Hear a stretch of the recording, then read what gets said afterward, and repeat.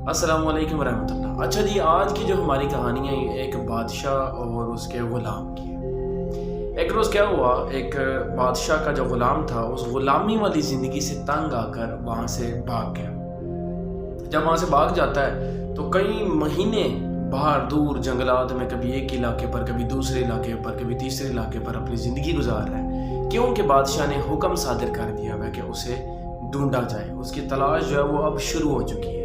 वो हर जगह बेचैन मारा मारा फिर रहा है और अपनी ज़िंदगी बचा रहा है, क्योंकि उस वक़्त की बात की जा रही है जब एक रिवाज कायम था कि जब भी ग़ुलाम मिल जाता तो उसे सज़ा के तौर पर कत्ल कर दिया जाता ताकि दूसरे ग़ुलामों को नसीहत हो जाए और आइंदा से कोई ऐसा कदम ना ले पाए। बहरहाल आते हैं दोबारा ग़ुलाम की तरफ और ग़ुलाम को ढूंढा जा रहा है। उसके लिए एक जो सर्च ऑपरेशन है उस दौर में शुरू कर दिया गया है। लेकिन होता क्या है कि वो ग़ुलाम किसी को भी नहीं मिलता। मगर वो ग़ुलाम जिधर भी है वो इस कदर परेशान है, वो जानता है कि मैं जब कभी भी अगर पकड़ा गया तो मैं मारा जाऊंगा। इस परेशानी के साथ ज़िंदगी गुजार कर वो तंग आ गया।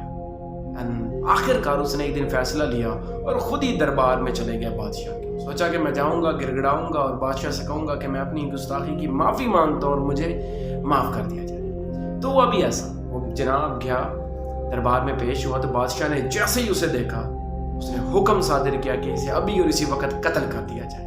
तो भाई उसका वो प्लान जो उसने सोचा था कि उसे माफ़ कर दिया जाएगा, ऐसा कुछ भी नहीं हुआ। इसके बाद क्या होता है कि जब जल्लाद जो कि उसे कत्ल करने वाले होते हैं उठाकर उसे वहाँ से लेकर जा रहे होते हैं तो वो ग़ुलाम अपनी मौत को सामने देकर हका बका रह जाता है और बस उसके जो कहते हैं हवास जो थे वो सारे हवास बाख्ता हो गया उस वक्त। फिर इस वक्त उसने एक लंबी सांस ली ग़ुलाम ने और अपने रब से मुखातब होकर कहता है कि या परवरदिगार, मैंने इस बादशाह का नमक खाया और मैं अपना जो जान है वो इस बादशाह पर माफ़ करता हूँ। मैं जानता हूँ मुझे नाहक कत्ल किया जा रहा है, मगर मैं इस बादशाह पर अपना कत्ल माफ़ करता हूँ इसके मुझ पर किए गए जो गुज़िश्ता एहसानात थे उस वजह से।